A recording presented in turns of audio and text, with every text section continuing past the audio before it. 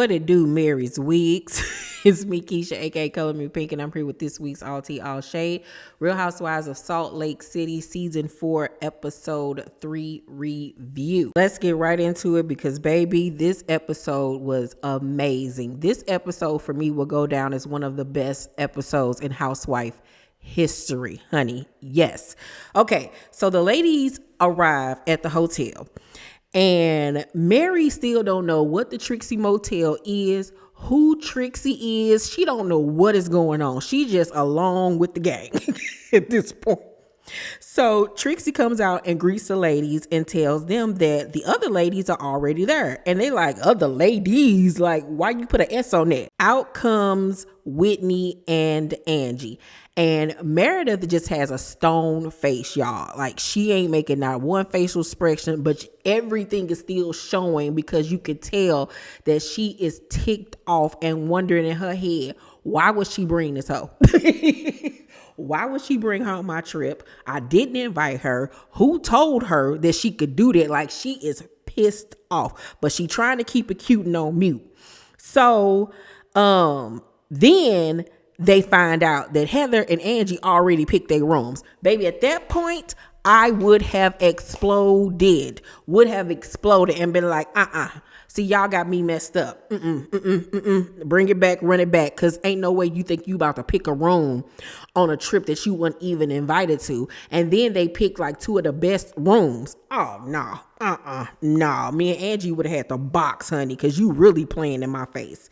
So Angie was like, she chose a passive aggressive way of excluding me and it's fake.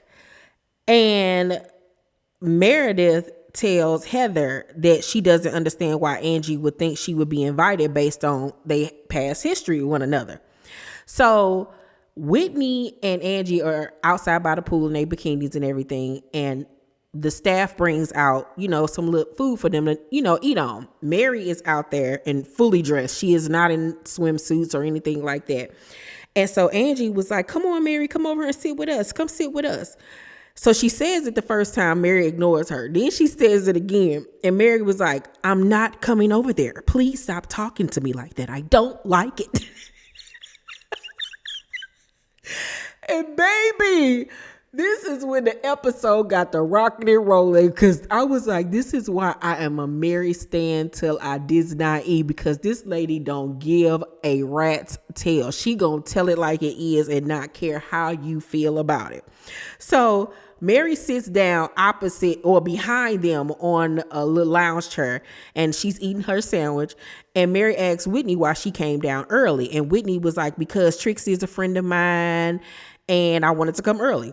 And Mary was like, well, that seems childish.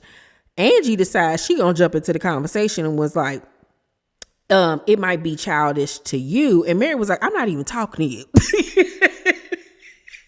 Shut her down so quick. Only thing Angie could do, y'all, was just turn right back on around and mind her business because she did not want that smoke, honey. So Meredith and the other ladies come out and they're eating, and Meredith tells the ladies that they're going to go shopping and that she has the ladies some gifts. So she was like, I brought my guests some gifts. And Angie like rolled her eyes because she wasn't a guest. And obviously Meredith did not have a gift for her. So it was just some little t-shirts or whatever. So then Meredith tells the girls that they're going to go shopping, but they're going to team up and go shopping with somebody that they're, having a little strife with. So Meredith says that she's going to pair up with Lisa because, they're working on their friendship. And she was like, we got to buy each other an outfit to wear to dinner that night. And this is about trust and, making sure that, we all look nice or whatever. So Mary was like, maybe get her a new ring.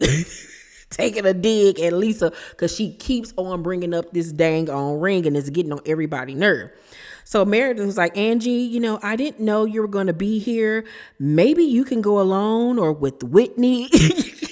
So Angie was like, thanks for acknowledging you didn't invite me. It's all good. Well, girl, she did not invite you. Like, so what you want her to say to you? Like, you want her to cuss you out, obviously. So Monica was like, ew, right out the gate. We are sassy to the hostess. And let me tell you something. For a newbie, Monica fits right in. Monica don't even seem like she is a newbie to this group, honey. She has came in. She has been herself. She is speaking her mind. She is not holding back. And I am loving it.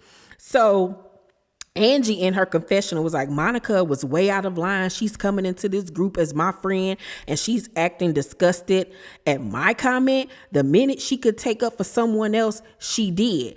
And I was like, yeah, you brought her into the, the circle, the group or whatever. But literally, how close were y'all? I don't think y'all was close like that. And was she not supposed to call you out if you're being rude? I mean, you ain't supposed to be here. So Angie tells Lisa and Heather, what a effing B. You don't talk to people like that. She has no idea why I have issues with Meredith, so don't say anything. Monica walks over and was like, I can hear you guys from the Barbie Malibu room. She was like, it seems like you're upset. What's going on, sweetie?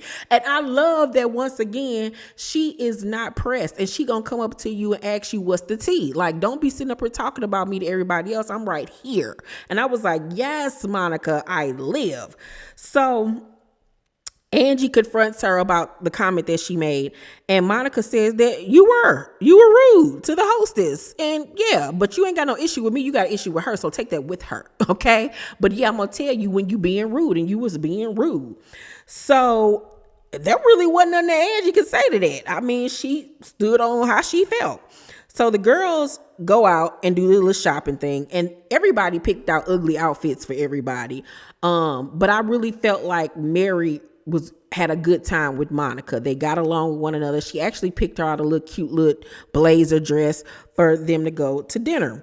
So after they get done picking the outfits or whatever, Meredith tells them they're about to go to dinner, and they're going to dinner at this like 5-star restaurant. And Lisa is like, oh my God, I can't believe we're about to go to this 5-star restaurant and I'm looking like this.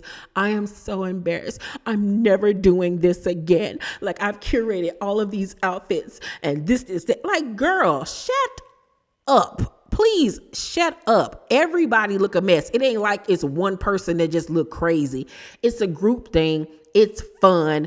Get over it. Shut up, Lisa. Please stop. So Mary in her confessional gonna say, Lisa, whoever picked out your outfit doesn't like you, and you should know that moving forward. Her outfit wasn't even really that crazy compared to some of the others, but it was more on the sluttier side than anything.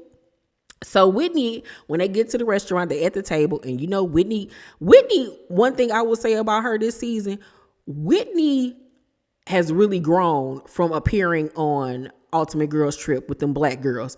Being around Candace, honey, and them has really changed her for the better because she's way more fierce this season. She's speaking up and speaking her mind, and she don't give a damn. You can tell that Candace helped her out coming into this season because her and Candace remained cool after the fact. And I really feel like Candace gave her some pointers coming into this season. So Whitney decides that she wants to play a game to get to know each other a little better. And Mary was like, no.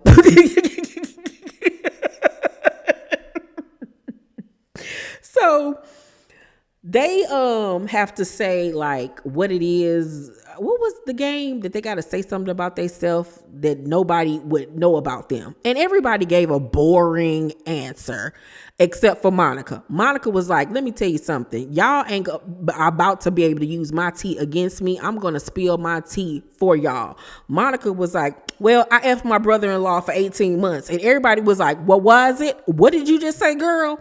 Everybody was shooketh to her statement. And I love the way she put it out there. In a game, just put it out there on the table. Judge me if you want to. I don't care.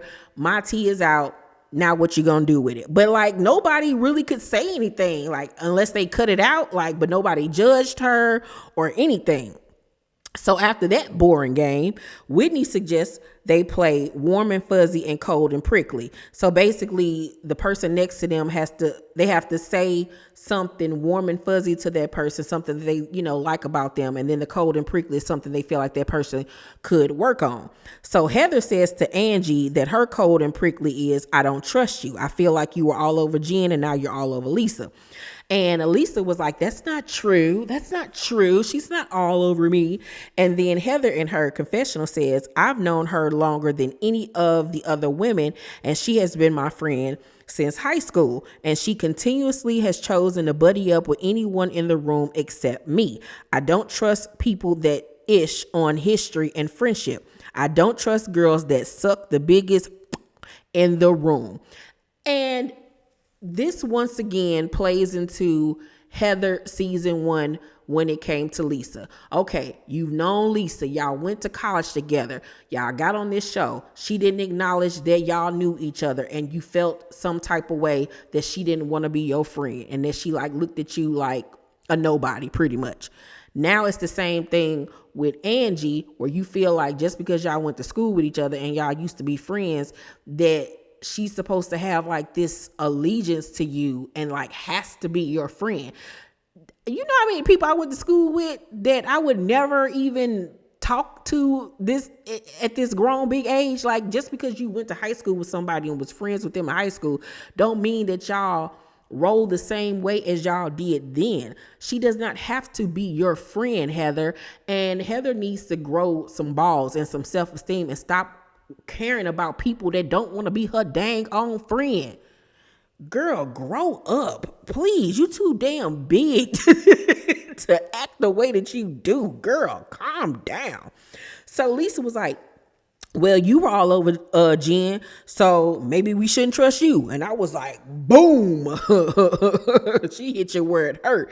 She hit you with a one-hitter quitter. And Heather brings up the comments that Angie made about her book and how she was going to read it now that she found out that Lisa was featured in the book. And she was like, girl, it was a joke. It was a joke. And she was like, but still, Heather, stop. I can tell though that Heather is coming into this season after getting such bad reviews last season. She's kind of simmering it down and being more of the life of the party type of energy. And I'm liking it because last season, child, she got on my nerves. Meredith has Whitney. And before she can even get out what her cold and prickly is, Whitney was like, is it that I brought Angie? And she was like, no, that's not even it. And Mary was like, nah, girl, Meredith, you know that you had an issue with that because you was talking about it earlier to Heather. And Meredith was like, but I'm not really trying to get into that right now. It doesn't even matter or whatever. So then Monica tells Lisa that her prickly with her is that she kept bringing up how that dang on ring and how she was so bothered that she lost it. And she was like, I'm a person that, is, trying to take care of my 4 kids. And you just never know what other people are going through. And you sitting up here basically complaining and whining about losing a $60,000 ring. So Heather nods her head in agreement. And Lisa says that she didn't mention it all day. Well, of course, the shady producers went back and clocked how many times she's mentioned it. So Monica was like, I'm just saying be aware of what you say around people because it is girl, it's a $60,000 ring that you lost. It's people out here that only make $60,000 a year and that don't even make $60,000 a year. Come on. So Lisa in her confessional gonna say, when you can afford to buy a $58,000 ring, you'll care about it too. Okay, Snooty McDuty. Okay, girl, that was a nasty thing to say. You know what I'm saying? Because she was reading you and she read you for filth and she deserved to say everything that she said to you because you are going on and on and on. She even told Trixie about the dang on ring. Girl, don't nobody care but you. And if you got insurance on it and if you got money like that, you should be able to cop it again. Shut up. So Angie gives out a Greek word of the day, and the word means fake. So Meredith at this point is miffed. She is had it up to here with Angie. Now, mind you, at this point of the dinner, the ladies have been eating, they've been drinking, so emotions are hiding, voices are slurring. It's a mess. So now it's time for Keisha's theater. And I'm going to act out the scene between Meredith and Angie. Let's get it. Let's go. So the conversation starts off with Angie. I thought we were friends. You publicly said that you would never be friends with me. So why would I invite you? And why would you want to come here? I don't know what you're talking about, Meredith. Well, I've never said publicly that I never wanted to be friends with you. You actually treated me very inappropriately, and maybe I should explain to you how you've made me feel. I'm not really interested. You're being very rude. No, what you can do is you can leave then. This is not your dinner. You can leave. I'm not leaving. You were not invited by me. You can go. What is your issue with me? You're a user. You don't even want to start with me, sweetie pie. I have been trying to be nice to you. I have been nothing but kind to you. You have not been kind to me. When you asked me questions about building a house, I gave you all my time. I would be glad to write you a check for your hour. Now you can go. What are you going to write me a check for? Your jewelry that has cobwebs and dust on it and hasn't sold since 2003? No! Oh my God! Angie, stop! You can't say that. Stop! No, you rent your whole life. Stop. That is disgusting. Why are you saying such mean things like that, Angie? This is lame and embarrassing for you. I'm not interested. You're effing embarrassing. You can leave. Okay? Good day, mate. You can leave. Cheerio, okay? Excuse me, sir. Excuse me. Can we get security, please? Security over here, because one of my guests is really acting unruly, okay? Cheerio. Look, girl, do not let her unravel you, okay? Don't let her do it.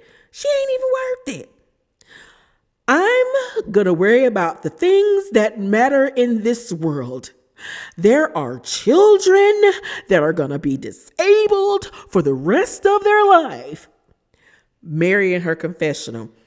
I think Meredith should have not had that last drink. And scene. Baby, Meredith had become unhinged at that table. She started talking in a British accent, honey. She was yelling. Baby, in the beginning, she was eating Angie up. But then when Angie hit her with that one-hitter quitter, honey, with that knockout punch to the face when she got to talk about her jewelry line, it was a wrap. Meredith really lost her ish at that point. So Meredith is pissed. So she storms out crying, and Lisa follows her. And Meredith is just crying in Lisa's arms and was like, I'm dealing with a lot of ish. Lisa, get her the F out of here. And she breaks down crying again. And Lisa was like, she came in way hot, and I think it's out of hurt, and I'm not defending her. And Meredith was like, and if you want me to go there with husbands, I can go there. Don't F with me. Tell her to F off.